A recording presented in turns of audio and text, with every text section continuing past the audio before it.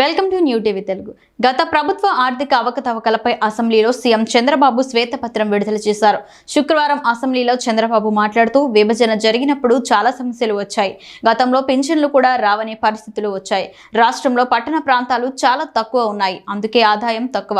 సమైక్యాంధ్రప్రదేశ్ లో ఏపీకి 46% ఆదాయం వచ్చింది. 52% జనాభా ఉన్న ఏపీకి 46% ఆదాయం వచ్చిందని అన్నారు. 5 ఏళ్ల పాటు పట్టిసీమను ఆపరేట్ చేయలేదని ఆగ్రహం వ్యక్తం చేశారు సీఎం చంద్రబాబు. గోదావరి ఉన్నంత వరకు ఈ ప్రాంతానికి నీటి ఎద్దడి రాకూడదన్నారు. అయితే ఆ పరిస్థితి కూడా తెచ్చిన వ్యక్తి నాటి పాలకుడు అని పేర్కొన్నారు. పోలవరంకు మా హయాంలో 15,364 రూపాయల కోట్లు ఖర్చు చేశామని, అదే టీడీపీ కనుక అధికారంలో కొనసాగి ఉంటే ఈ పాటికే ప్రాజెక్టు అమలులో ఉండేదన్నారు. కేంద్రం వేసిన ఎక్స్పర్ట్ కమిటీ ఇచ్చిన రిపోర్టు ఆధారంగా కొత్త డయాఫ్రమ్ వాల్ నిర్మించాలని అత్యవసర కేబినెట్లో నిర్ణయం తీసుకున్నామన్నారు. దీంతో 990 కోట్ల రూపాయలు దీనికోసం ఖర్చు చేయాలని చంద్రబాబు పేర్కొన్నారు.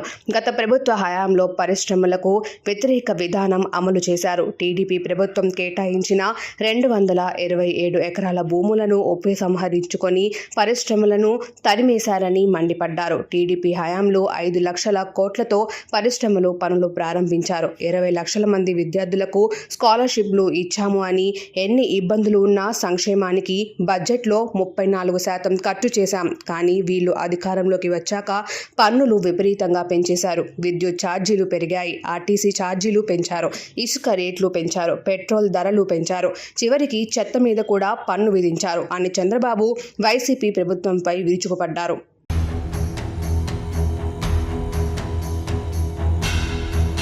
ఇవాల్టికి రాష్ట్ర అప్పు 9.74 లక్షల కోట్ల రూపాయలు. ఇంకా కొన్ని లెక్కలు రావాల్సి ఉంది. తవ్వే కొద్దీ అప్పులు బయటకొస్తున్నాయి అన్నారు. తలసరి అప్పు 74,790 నుంచి 1,44,336 పెరిగింది అని, మరోవైపు ఆదాయం 13.2% నుంచి 9.5% పడిపోయిందని, తలసరి ఆదాయం తగ్గింది, తలసరి అప్పు పెరిగింది. మరి వైసీపీ ప్రభుత్వం డీబీటీ అన్నారు. ఎక్కడికి కొట్టుకుపోయింది?